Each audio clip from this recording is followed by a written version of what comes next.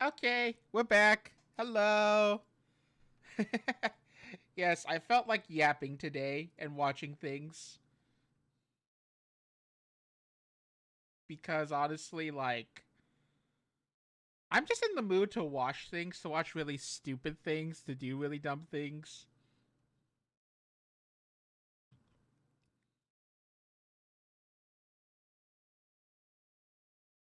So let's see here. What can I do for today that we can watch?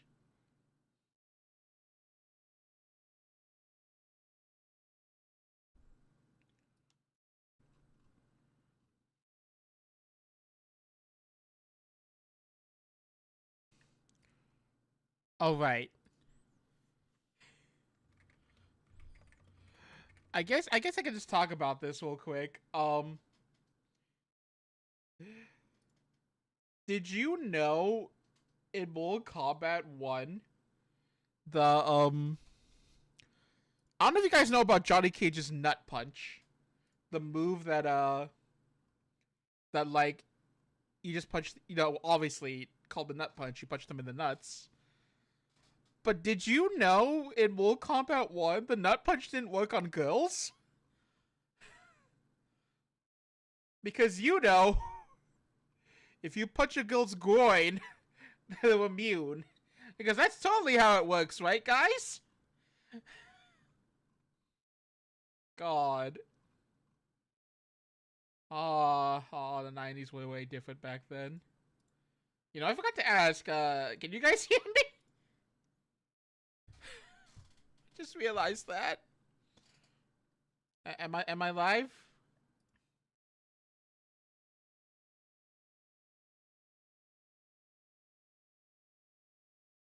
Am I live? Am I here?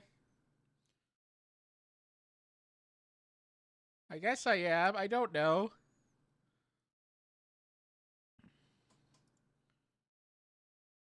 I don't know to know how that new action works IRL.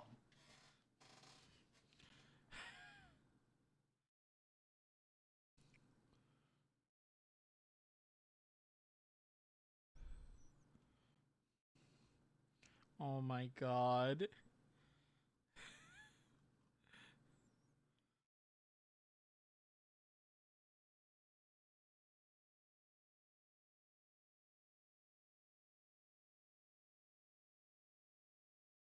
Hmm.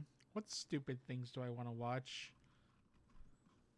Oh, I know what I want to watch. Hey God.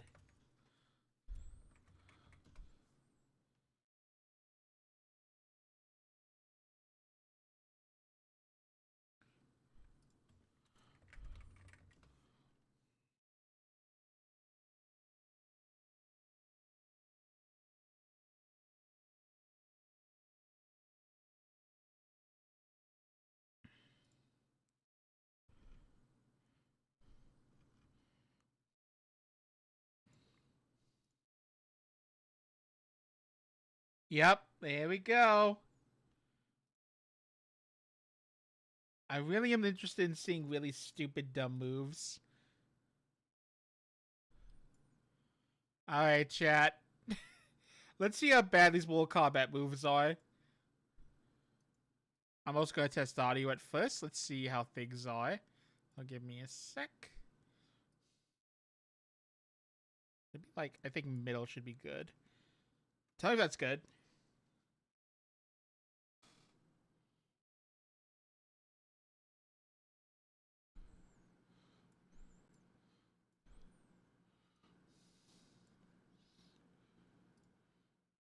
We love mustard and ketchup in this chat.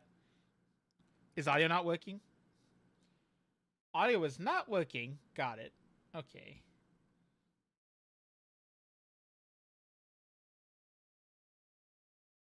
Give me a second. Let me test this. Wait, audio's not working. Hello? What do you mean?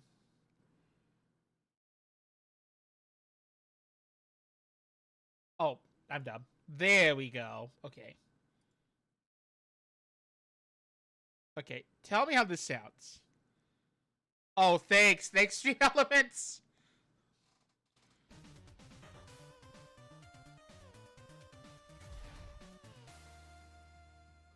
Hey everyone, happy holidays and all that. Whether you had some time away or perhaps you just enjoyed the new year, I wish you all a pleasant 2024. And today, let's start things off this year with another trip into the archives of all things Mortal Kombat. I recently Everyone, made happy videos on the holidays best and all worst that. characters in every MK title. But for this video, I wanted to talk about special moves or just attacks in general. Because let me tell you, some of them are really bad. So bad that they are straight up unused and do not help a character in any way. And that's what I want to focus on for this video. These moves do not always belong to the worst overall character, but in my opinion, they are far too bad to ignore. We are Ketchup and Mustard, and these are the worst attacks in every Mortal Kombat game. I would say the worst attack in the very first Mortal Kombat is kind of hard to choose, because the attacks that characters have here are, for the most part, usable in some way. The game only had a small roster and only a few specials per character. It's a pretty tidy game overall, and every character can win. However, if you were to make me choose what I think the worst attack could be, and this is going to be a surprise for some of you, I feel like it's got to be the Johnny Cage low blow. I know it's an iconic move, but in this game, it's really slow and it's hard to hit people with. In a high-level match with Johnny Cage, you rarely see it because it just doesn't really fit that Look at that range! meta of the first Mortal Kombat. Cage is pretty fast, right? He's got good jump attacks, good individual buttons. I mean, hell, his shadow kick and his projectile are both really fast, but his low blow, it's way slower, and it just isn't something you can realistically work. The nut punch doesn't stun! He's still a great character. He's one of the better characters in the game, but it has nothing to do with his most iconic... It doesn't stun! You see that? The animation doesn't finish! Mortal Kombat 2 is an easy one. Here's why. Scorpion may not be the worst character, but his leg takedown in this game sucks. It's unsafe on hit. Should his takedown actually hit them, the opponent can hit him for free if they get hit by it. Usually with I love unsafe on hit. It is really high damage. A special move that results in you taking damage for hitting them is not a good move. And that term of unsafe on hit is so funny. This next one spans across both vanilla MK3 and Ultimate Mortal Kombat 3. Now, Striker's placement in the tier list aside, I know I had him as my weakest in vanilla, but his baton trip is a terrible move, and a move that some people even forget exists, even now, and there's a good reason for it. This move is pretty slow for a game like Mortal Kombat 3. It has okay range, I guess, but it's just a simple takedown, and that's it. The problem is how slow that is. Reward. And in a game with special moves that can truly make or break some characters, it is so pointless to his game plan that it just doesn't fit how you play him. Look at how slow that is! Every way, and its only real use is likely a gimmick at a range that you hope the opponent has forgotten about. Even going into Ultimate MK3, I can't really think of a special move worse than this, because all of the new characters still had moves that would work for them, and even the worst ones are not as bad as this move.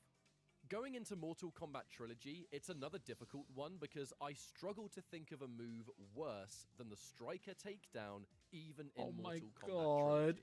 Even for this game, I still think Striker has it the worst. Mortal Kombat 4 has a fair amount of forgettable moves, but one that stands out to me all the time as a move that just doesn't work is Kai's handstand, a character you've already seen me state as the weakest in Mortal Kombat 4, but this move is honestly one of the biggest reasons for his low standing in the tier list. Now look, the move looks pretty funny, but it has a lot of setup, and it just doesn't really work, to be honest. This move has a few attacks attached to it, but they leave you insanely vulnerable, and on look at him! Look at him! Home about, this is an entire stance that you have to enter, which means you have to set it up without getting hit yourself, and while in this mode, the chances of you being hit are much higher. Oh my god! It isn't practical, it has no substantial reward. Look at this dude!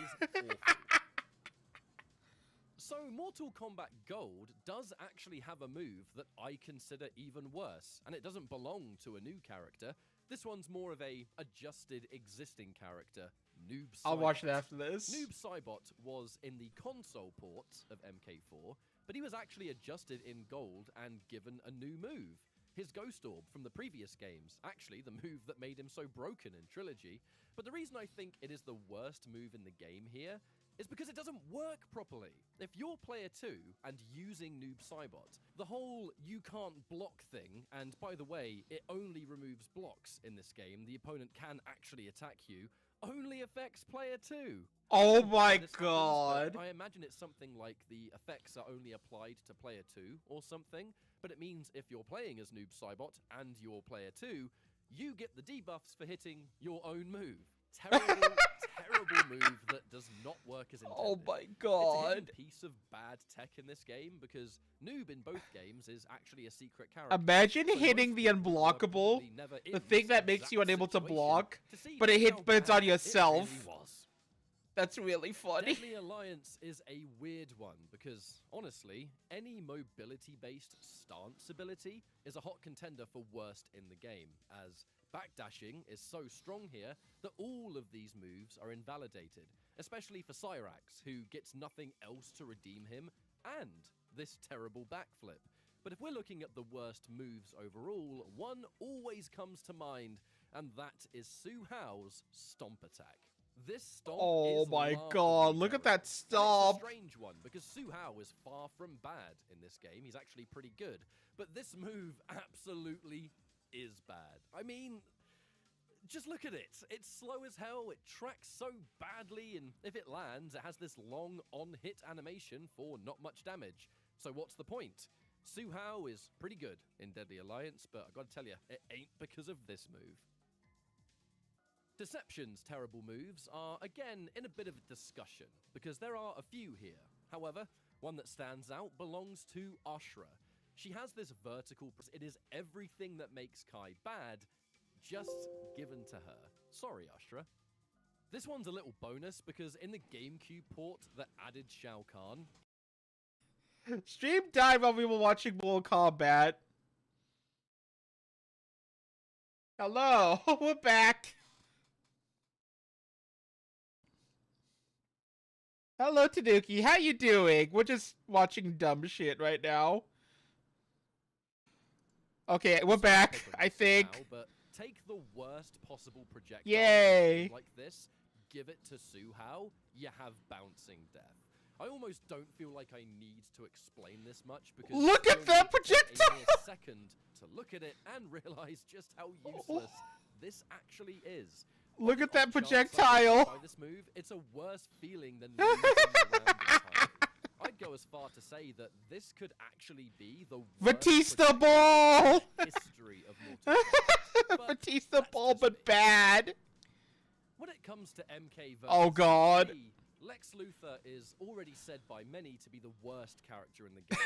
You see, most my people God. say either they think Lex is or Catwoman. However, in the specials department, it is another area that Lex Luthor falls pretty damn short. The main move he has that you will almost never use, and when I think of other specials in this game, I genuinely struggle Thanks, to Stream think of something Elements. worse, is his Flame Burner. Oh, A move look at was that. borrowed from Sector before him and would be used again by Sector in the next game of MK9. This move in this game is the worst it's ever been. Look at how Really long slow, that It is. doesn't cover a huge Look at distance, that. It doesn't have any advantage on hit, and it takes quite a while, so Look at- you're vulnerable if you miss it, which is pretty likely in this game. My god. Lex Luthor's missiles are okay, and they can genuinely help him, even though he's a terrible character. But the Flame Burner is left in the unused category, because it does absolutely nothing to improve his game plan. Look at how long that animation is for the Mortal flamethrower. Kombat 9 has a lot of moves that simply aren't that great, and maybe won't be used much. But at least if they work, they give you some kind of benefit. Boing, One move boing, that boing. always stands out to me that doesn't offer anything is Sub-Zero's Ground Freeze. This move in the early stages of MK9 actually led to some high damage combo resets. But the final version? Trust me, it may as well not exist. It's one of the slowest moves in the game, and your opponent has to be straight up not paying attention to get hit by this thing. It is awful. in the Oh final my version of god. MK9, and it will not, ever, hit someone. You will watch tons of high-level MK9 Sub-Zero and likely never see this move in a tournament match a single time. It is definitely that bad. Oh my god. Now, in Mortal Kombat X, there is one move I have always thought to be the worst in the game. And look, I'm sorry. Why is Luther so Quan Chi slow? again. Quan Chi isn't even a terrible character overall, and this move doesn't even belong to a variation. I'm talking about Quan Chi's Sky Drop. I had some people disagree with me over what I thought the worst variation was, because I said it was Warlock, and look, that's totally fair, especially with this game having so much stuff. But here, seriously, the Sky Drop is dreadful. This is a move that was designed to be Quan Chi's only armored escape. Oh Its my base level god. setup, it has horrendous tracking, and its ability to get hit on the way down made it something that you're taking a huge gamble to even execute. But there's not even a secured situation that it's actually going to hit the opponent defensively. You are lucky. No tracking on that move, Jesus. And you have to spend your meter to do the armored version. So you're losing more than health if it inevitably gets hit by a string or a jump in, or if it just misses them altogether, which is a common scenario. This, for me, is the worst move in MKX, but by all means, feel free to disagree. Mortal Kombat 11 has its fair share of awful moves. Hi, Rambo. I forgot you in this game. In the customization.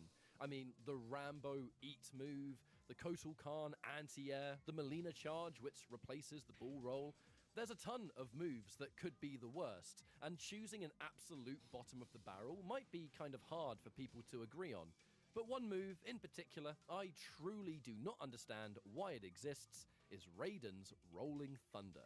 This What is that? slow-moving cloud is active for a set time and will deal Behold the small quad damage laser. if the opponent stands in it. The amplified version lasts a bit longer, but this little cloud that moves at a snail's pace is truly one of the few moves in the game I look at, and I just think, why? What? Raiden's game plan does not lend itself Behold to the quad prolonged laser. setup, and because of how this move works, My you god. pretty much need to set it up to get any use out of it, which would mean cutting combo damage short most of the time. Oh with the my character god, fairly what dependent is on that specific move? moves to get said combos going. In all of my time commentating MK11 for 4 years, I did not see this move once in tournament play. Not once! Okay, and here we are with the most recent Mortal Kombat, Mortal Kombat 1. The thing is, most of the moves in this game do not really fit into the categories I've kind of set myself for this video. It's rare to find a special move that is as bad as many of the moves listed in this video. However, there are still a few in there that just aren't that great, and moves you will likely ignore for a whole match, and with that, I have found some contenders. You see, if we wanted to look at one in matchup, so instead, here is the move.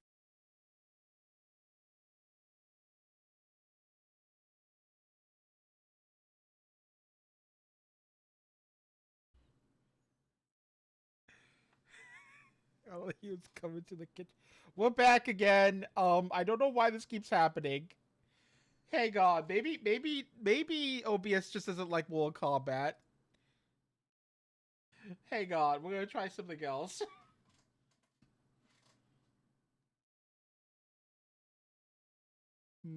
What else can we watch?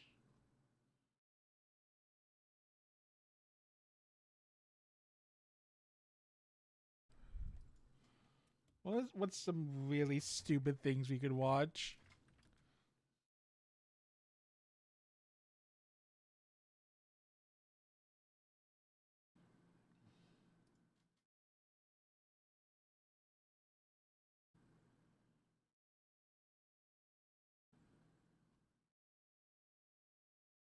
Oh, I know what we could watch. I know what we could watch. Hey God, I know what we could watch. Since Tanuki is here, I need to show this. Give me a second. After the ads play. We're not watching High School DxD. Dang Guna. You also can't watch anime on Twitch. That's another thing too. Alright. Why UMVZ3 is broken.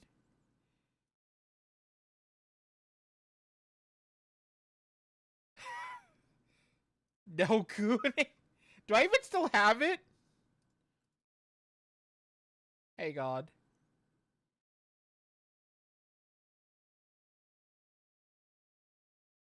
Hang on, I will do it. Just give me 1 second.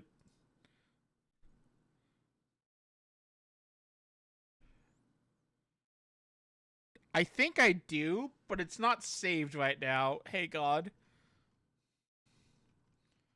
I need to find it.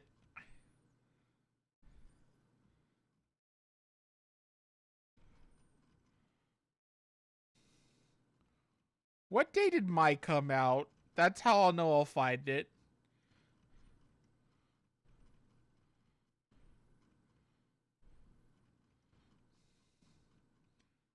The moment man devoured the food of knowledge, he sealed his fate. Entrusting his future to the cards, man clings to a dim hope. Hang on, I actually need to look at when the my stream was just so I could find it. I'm pretty sure I'll figure it out when I look at out of context.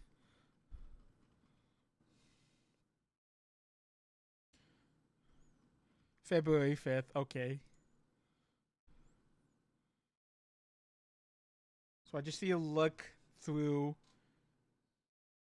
February 5th.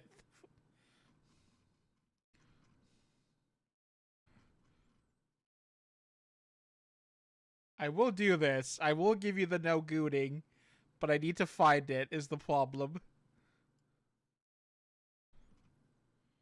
No one has used that with Demon forever. So I'm kind of surprised that someone did. I forgot we had it. Actually.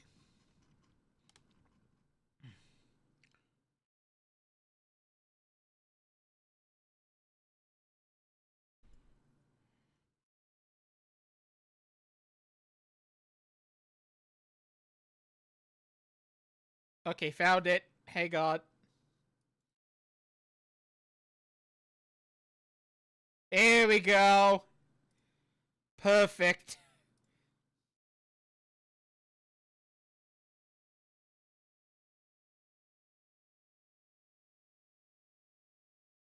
Okay. I think we're good now.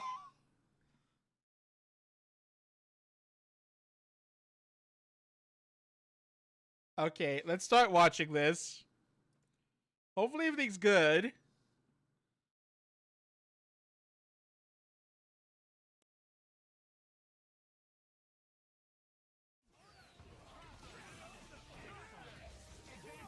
Alright, here you go.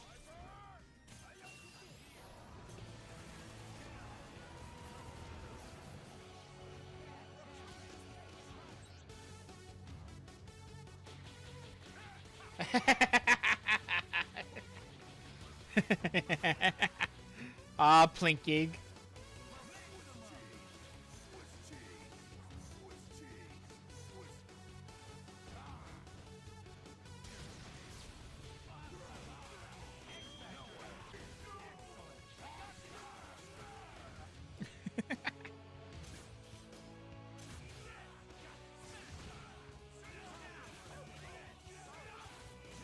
$80K, $80K, $80K, $80K.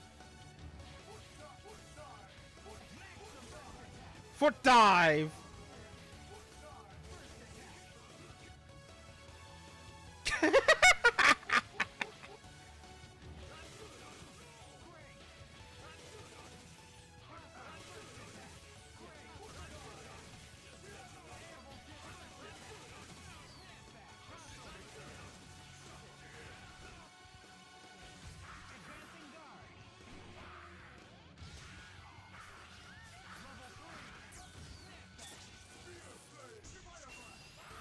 Unblockables, baby!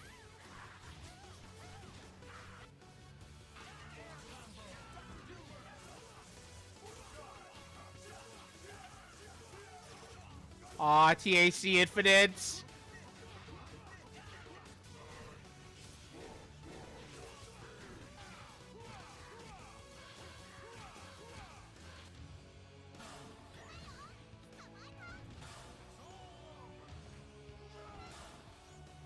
Foot die, foot die, foot die.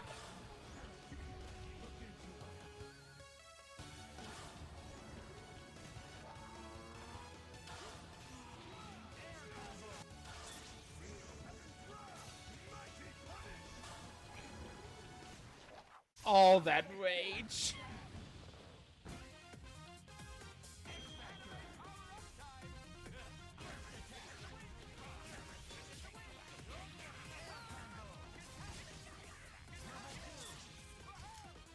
God.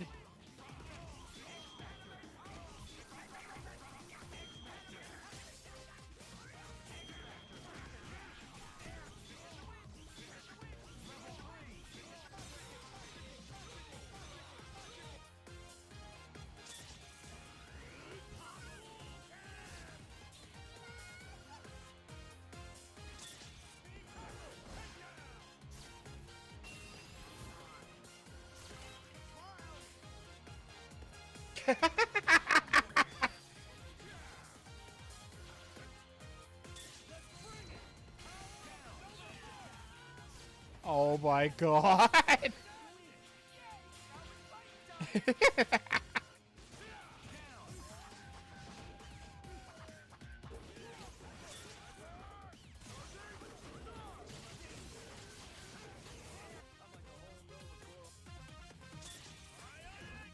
Bionic arm!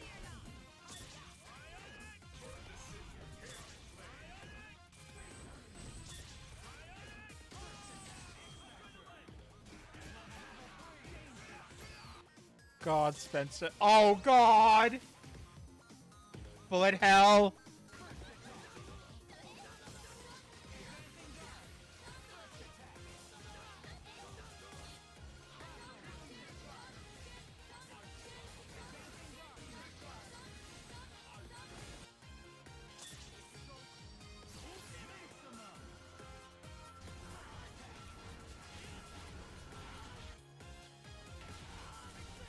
Oh my god. Solo unblockables.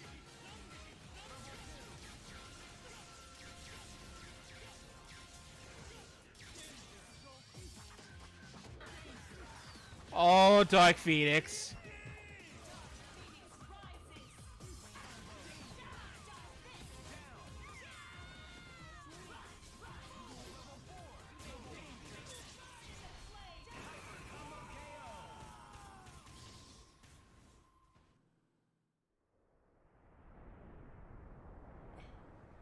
What is this? Oh, Jesus. Oh, Jeebus.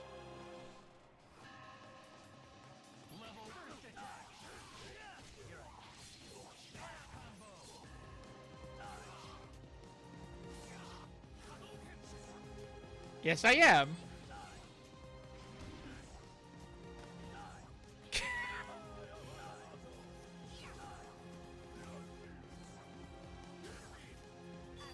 Oh my god. This character. This fucking character. Oh my god. Look at this. Look at this. Look at this. Look at this.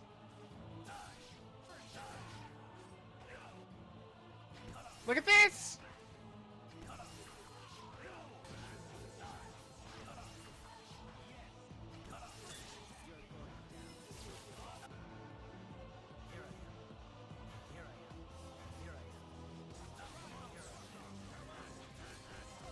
Look at this shit. This character.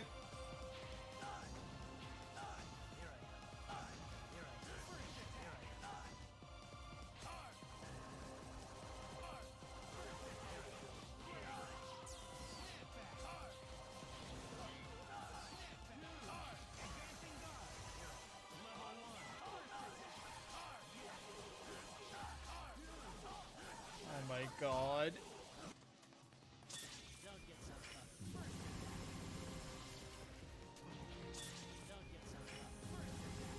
Oh, that's right. The Suba could actually mix you?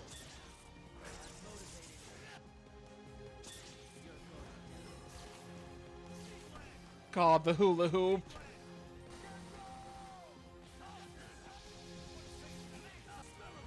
God, this fucking character.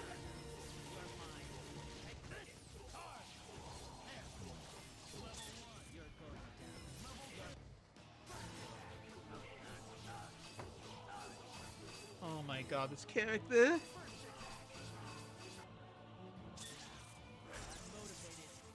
Now, I'm motivated.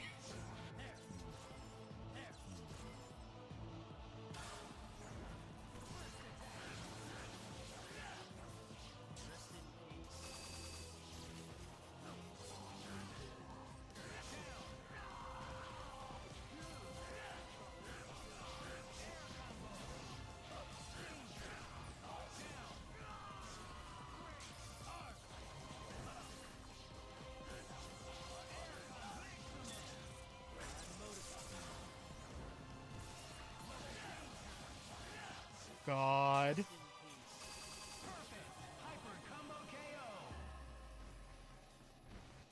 The flames of revenge couldn't even melt a marshmallow. God of thunder, son of Odin, and defender of Asgard!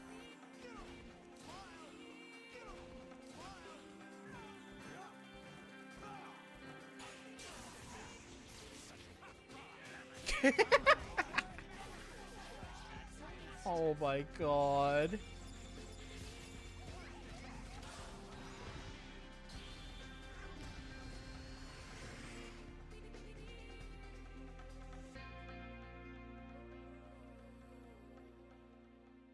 God, this game. What other dumb things are there? Everything's better when it's free, including filing your... Oh, thanks, ad. Hmm.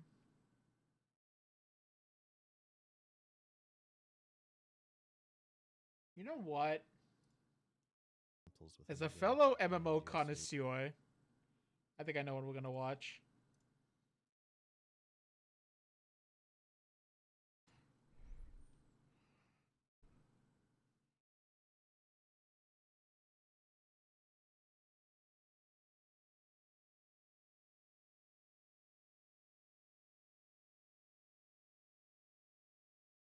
This one hits me at my core personally.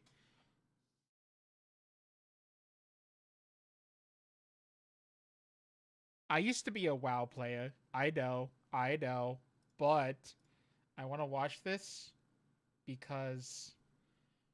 Oh right, thank you for reminding me. There was the thing we need to watch from you. So, believe it or not, fighting game. Oh, I've seen this,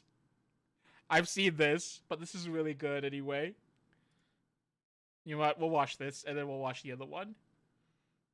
Games have, like, attacks in them. Sometimes these attacks are fast, and when they're fast, they're usually balanced around the fact that they're fast. Sometimes, though, these attacks are slow. And when they make an attack slow, again, they usually balance around the fact that it's slow. Like, it'll do more damage, it'll have more plus frames, that kind of thing. Now, I think it's safe to say that, on the whole, it's better for a move to be fast and weak than slow and strong. There's just more issues that stem from a move being slow than a move being weak. Moves that are slow and strong tend to just have more fundamental issues. Like, they're riskier to throw out because they're more prone to being beaten out on startup, they're easier to whiff punish, or maybe they're unsafe on block. You really just There's steal also your the issue credit that card the and slower for you make a counter move, hit. the closer you get to making that move reactable. And a move being reactable is usually really, really bad. Now obviously different people can react to different things, that's just how it is. Some people are cracked and some people are like me, who eat a throw today and try to tech it tomorrow. But there's no denying that an attack being reactable is generally really bad. I mean, look at Charge Dust in Strive. They're all frame 28 overheads with massive reward on hit. And that sounds great, but think about it. When was the last time you saw a genuinely talented player hit another genuinely talented player with one of these outside of using it mid-combo? You just don't see it because it's too risky to throw out. The move is very reactable, it's unsafe on block. It's just not worth the risk. Now in fairness, these moves aren't just reactable because they're slow. There's also the big fuck off orange flash that makes them especially easy to Hello, react please to. block standing. Like, Plus R has slower 5Ds. Justices and Testaments are framed 29 and 31 respectively, but I'd argue these moves are harder to react to because they're just a lot less obvious. There's no distinct orange flash. Also, these moves are like way better. They're both disjointed, and Justices is safe at -3 on block, and Testaments is like extra disjointed, and it's also +3 on block, because fucking why wouldn't it be? There's also Cliff's 5D, which is like the exact opposite of a fully charged Dust.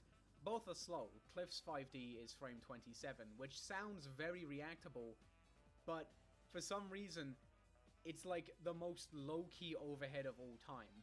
The first half of the move's animation just uses Cliff's regular-ass crouching sprite, so in practice, unless you're like taking Cliff crouching as him doing 5D, it's like a frame 13 or 14 overhead. It's always very fun to see people find out about this move for the first time. I love it. I really do. I really do. Anyways, today I just want to talk about a bunch of big, slow, fuck-off moves. Some that are good, some that are not so good, some that are pretty slow, and some that are really, really fucking slow. You might be wondering why. I don't know. I just felt like it. So, to start things off, I think it's only fair that we talk about one of the most iconic slow attacks of all time. And that is the Falcon Punch. It's like, okay, I guess. Right, so I don't dislike Falcon Punch. I mean, it's very iconic. He says the thing, how could it not be iconic? But attack. But, like, I think the novelty has definitely worn off a little bit at this point. Like, the one situation where Falcon Punch is undeniably sick as fuck is when a good-ass player hits another good-ass player with it.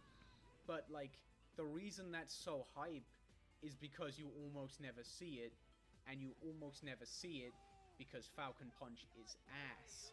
Now, before I go too hard on this move, I do want to say real quick that very little of what I'm about to say applies to the Smash 64 Falcon Punch. In my opinion, undeniably the coolest iteration of the move.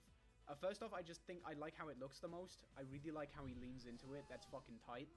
But it's also the most practical Falcon Punch. Like, you can pretty realistically combo into it, and that's fucking sick.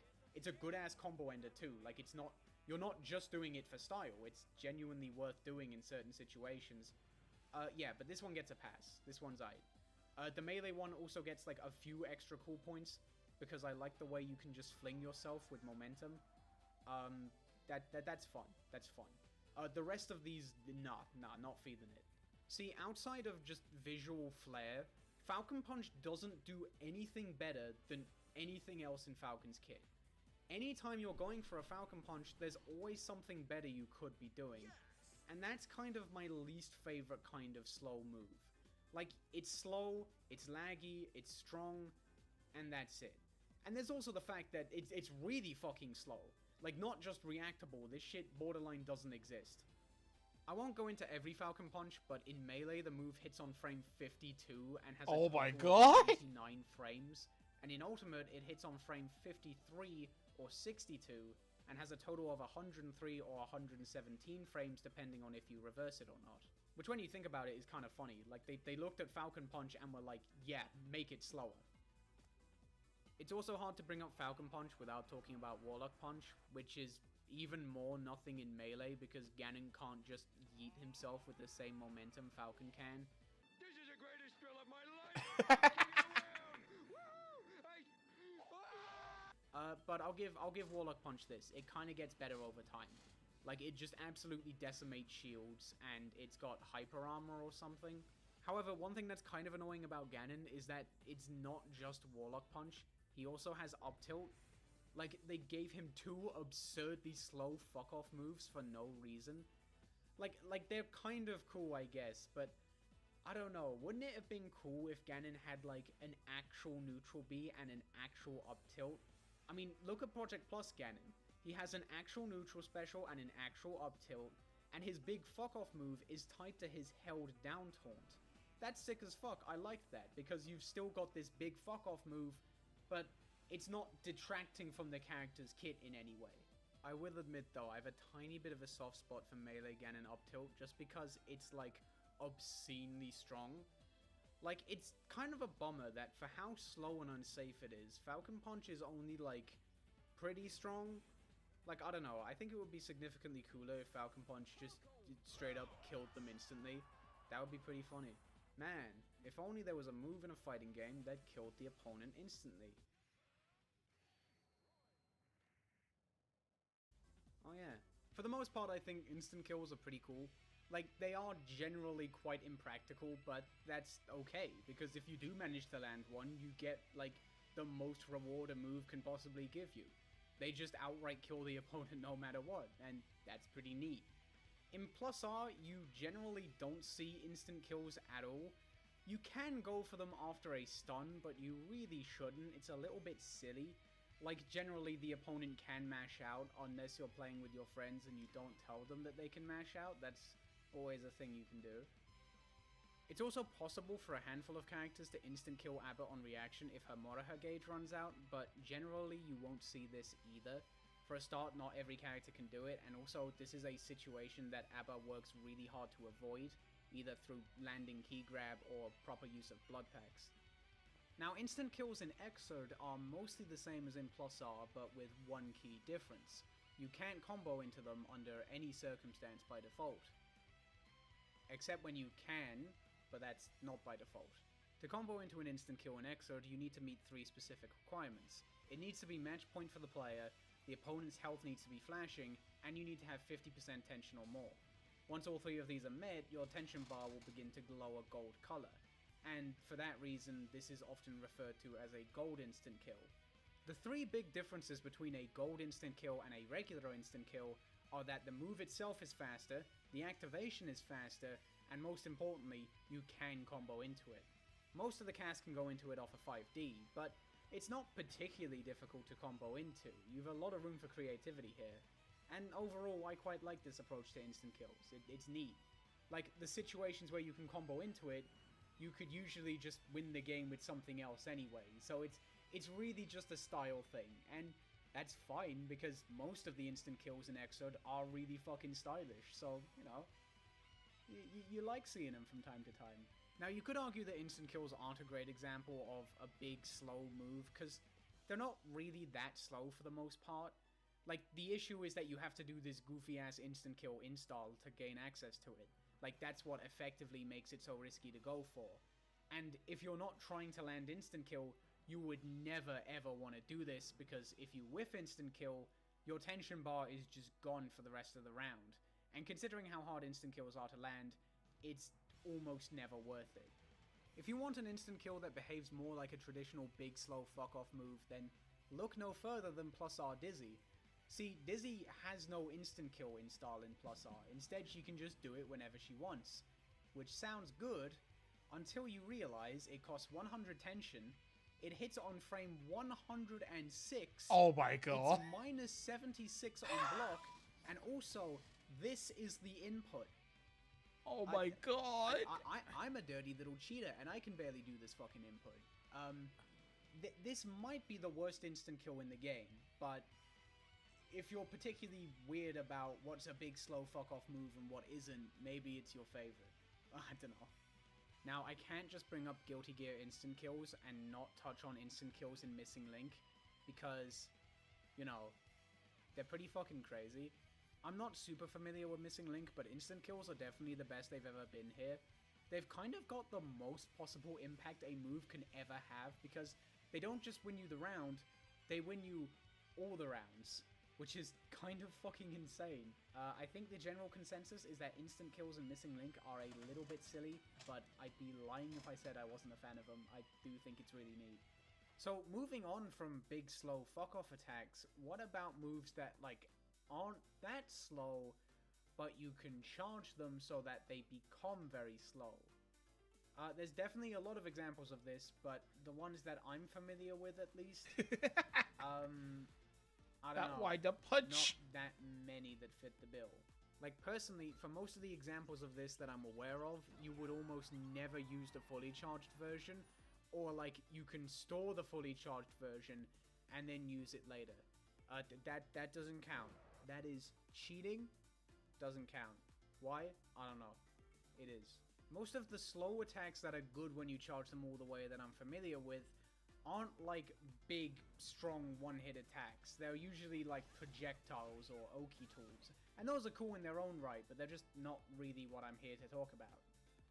There's also a few examples I'm aware of where like the partially charged version of a move is functionally the same as the fully charged version of it, and because of that you would mostly only ever go for the partially charged version. Like you're charging a move for a specific amount of time mid-combo. I do think that's really cool. I like seeing that. I'm not aware of too many examples of it, but I really like pretty much every example of it that I'm aware of. Like, it's pretty executionally demanding for the most part, and I don't know, I think it's pretty cool and unique. But again, not really what I'm looking for. There are two instances of a move having a fully charged version that is genuinely quite useful and interesting that I want to talk about, but I'm going to save them for later on in the video because I really am a massive fan of both of them, and I want to go off on a high note. Now, I've already touched on how a lot of these big, slow attacks are, like, pretty easy to react to, and that's a shame, but what if there were big, slow attacks that you had to react to? As in, you got fucked up no matter what if you didn't respond correctly. We're going to talk about unblockable attacks. Now, most unblockable attacks are definitely quite slow, and because they're unblockable, they do have some genuine utility. They're nice just to kind of occasionally sneak in now and again when your opponent is getting a little bit too respectful of whatever the fuck you're getting up to. However, I think where a lot of unblockable attacks kind of fumble is the impact. Like, because being unblockable is such an inherently powerful trait, these moves often aren't that strong. Like, they do a little bit of damage, maybe they knock you down, and that's kind of it. And because of that, they don't really look that strong. Ironically, an unblockable attack that I think sells its impact really well is Slide Head, which is kind of funny because it doesn't do any damage at all. Like, it's entirely a utility move. It's an anti-zoning tool, and it lets Potemkin work his way in, especially in Exarch, where he can do whatever the fuck this is. I'm going to fly for you. It's pretty neat. And speaking of comboing after an unblockable, you usually can't do that. Like, because being an unblockable is such a strong trait, they usually don't let you get that after an unblockable. Like, you get one attack, that's it. In Mortal Kombat, you can usually spend a bar to get a second attack, and it's always the same second attack, and that's that. In Guilty Gear, of course, you can use Roman Cancel to get a combo after, but, like, that's kind of expensive, usually only works in the corner, and, like, there's usually Force Paration, so the combo doesn't do that much damage, all things considered. But yeah, unblockables are cool. They're right. They're alright. Now, there's one game in particular that has an approach to unblockable attacks that I'm really, really fond of, and that is Street Fighter V. Now, Street Fighter V is not the first game in the series to have unblockable attacks, not by any means. I mean, in Street Fighter 3 you have Denjin, and Denjin's pretty cool. Personally, if I played Ryu, I would stick with Super 1, I just like having that extra meter to play with. And then Street Fighter 4 had a universal unblockable attack in Level 3 Focus, which, you know, I didn't really play much Street Fighter 4, I don't have much of an opinion on it. It was probably pretty cool. There's also Drive Impact in Street Fighter 6, which is unblockable in the corner. I didn't play the beta, I didn't even sign up for it, so I don't know. I don't have any opinion on it. From what I can tell, people either like it or can't react to a 26 frame mid, so I don't know, I might be in trouble. See, Street Fighter V has attacks that you can't block, but rather than behaving the same on hit and block, they just break guard if you try and block them. So this means on hit they have a ton of impact and do a lot of damage, but on block they just break the opponent's guard and you can get a combo. I really like this approach because it sells the impact of the move a lot.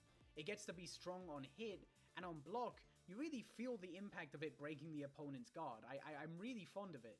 The specific example of unblockable attacks in Street Fighter V that I want to talk about is Abigail's V-Trigger 1. Oh Now, I'm god. a massive fan of this V-Trigger, but I definitely feel like it's one of Abigail. the least appreciated V-Triggers in Street Fighter V, and I completely understand why.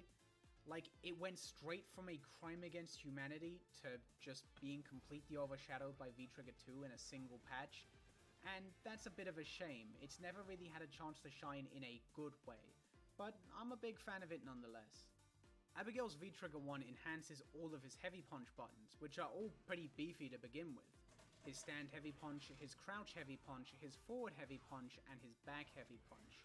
In V-Trigger 1, he can charge them to give them different effects, such as a crumple on stand heavy punch, a wall bounce on forward heavy punch, or a launch off crouch heavy punch, similar to what it does on crush counter. However, if you charge them all the way, all 4 of them also become unblockable.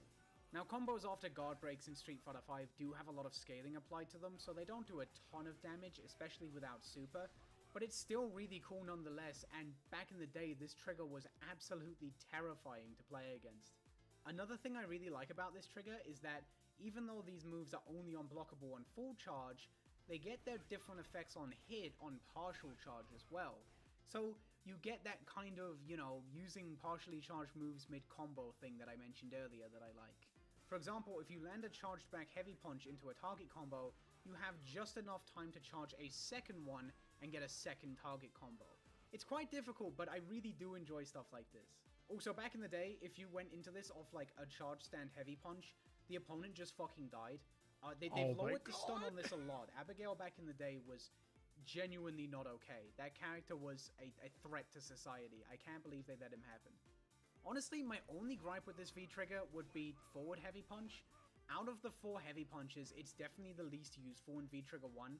Like, I don't think I've ever seen someone go for the wall bounce with forward heavy punch in a real match, which is a shame because it looks really cool.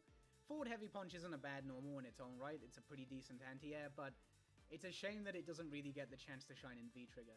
Then again, this V-Trigger as a whole doesn't really get much of a chance to shine now because V-Trigger 2 is kind of better, and that's a bit of a bummer because I don't think it's quite as interesting, although I can't deny it's a pretty cool trigger in its own right. I'm just more of a V-Trigger 1 guy.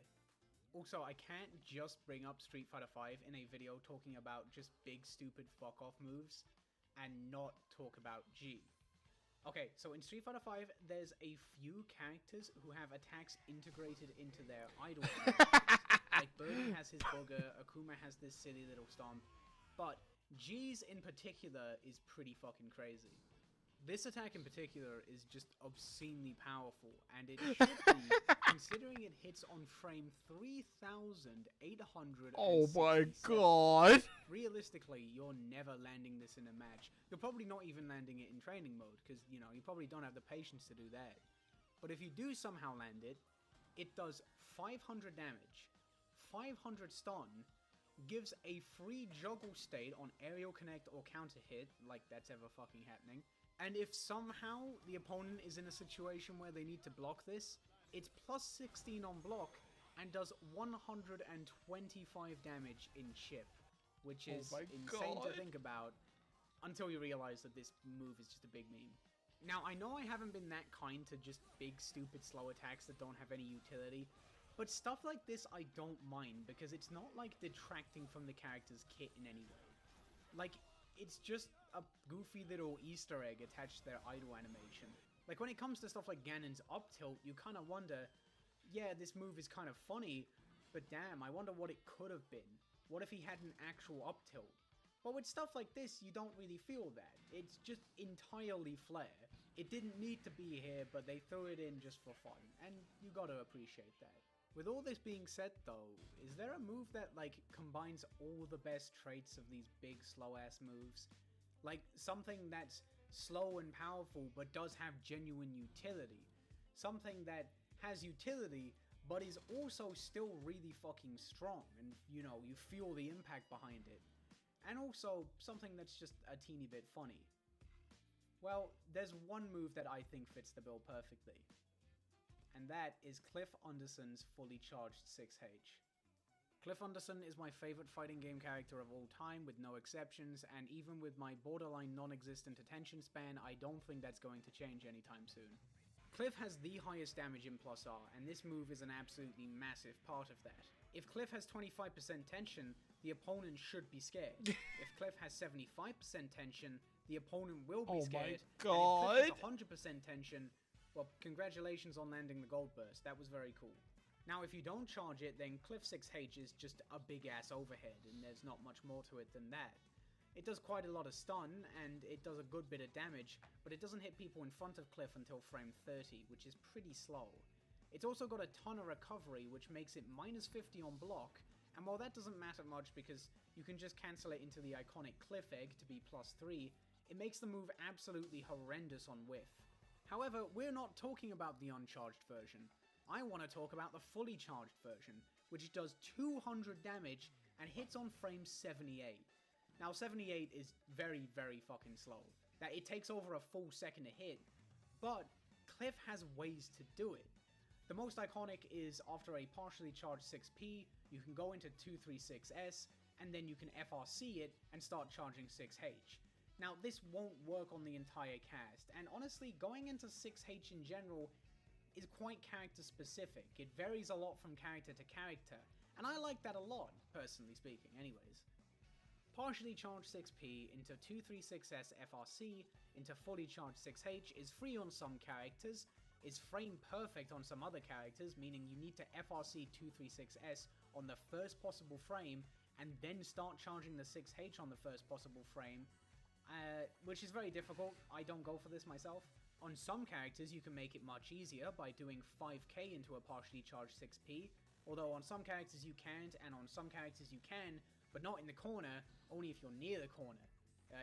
There's a lot that goes into this, and I say this like doing partially charged 6p is the only way to get a fully charged 6H. It absolutely isn't. How you go into this move varies a lot depending on who you're fighting, but you really, really want to learn how to go into it versus most of the cast, because like, it does so much damage, you gotta fucking land it. Like, how can't you? And what's crazy is that versus most of the cast, if you land it, you can do a delayed 236S and FRC that and get another fully charged 6H. It's fucking brilliant. You can't do it against everyone though. Against Milia, Baiken, and Ino, you won't be able to get a 236S even if you delay it. Against these characters, you're gonna have to go into 214K, and even then you have to delay that, but that's okay. Like, these characters have low health anyway, so they're probably fucking dead. I just really enjoy that everything revolves around 6H so much with Cliff. It's like, man, how do I land a partially charged 6p? Well, you can go into Force Break Chop, and that'll instantly stun most of the cast. How do you go into that? Well, you can go into it after a throw if you have 50 tension, you can go into it after a Tiger Knees Limb Severer if you have 50 tension, you can go into it after 5D, you can go into it after a fucking counter hit Gold Burst. It's great. And I've been talking about this like a partially charged 6p or a 5k is the only way to go into this move, but that's absolutely not true. You can get it off just seemingly random hits like a jump K into jump S into jump H. It's really fun finding all the different ways you can go into this move, and there's some really, really impressive stuff out there that really incredible Cliff players have found, such as T5 and Honu. Watching their stuff is just an absolute blast, and it's made learning this character really, really fun. There's a lot of stuff when it comes to landing 6H that I'm struggling with, definitely. Like, a big one is aerial hit 5H into 236p into FRC dash partially charged 6p. I find that really hard, but I'll get there, and I'm looking forward to getting there because I've had so much fun playing this character, seeing what other people are doing with this character. It's just, God, I fucking love Cliff Underson. He's just the guy. He's just the guy. Oh shit, yeah. You can also charge 2H. It's easier to combo into, but a fully charged 6H does 200 damage, and this does 70, which is kind of lame. It's not useless though. It's not useless though. I sometimes like it versus characters where it's quite difficult to go into 6H, like versus Soul. It's also got a 1.5 times stun modifier. I think there's some burst safe stuff that you can do with it. Yeah, it's okay, I guess. Alright. You know what? I think I'm gonna end now or earlier, because I am starting to feel a bit tired. I think it'd be a good time to end now, I would think. That was fun, though. It was fun to watch. So let's go look for somebody to raid. Let's see here.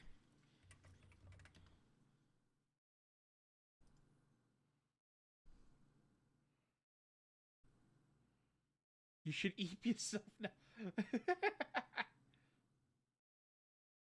Man, someone was playing A Hat in Time, but the Spanish. If I raid them, they wouldn't understand me. I really like A Hat in Time.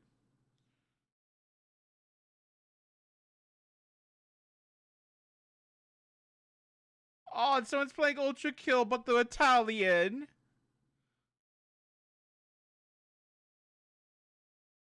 Man.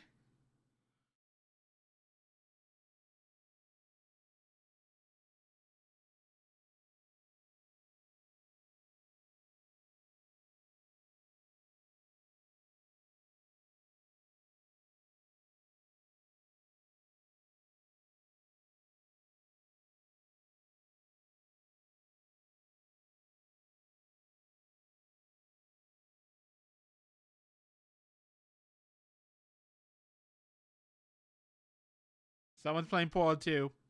We got somebody. Someone playing Portal 2. Okay. Hope to see you guys next time. And see you guys later.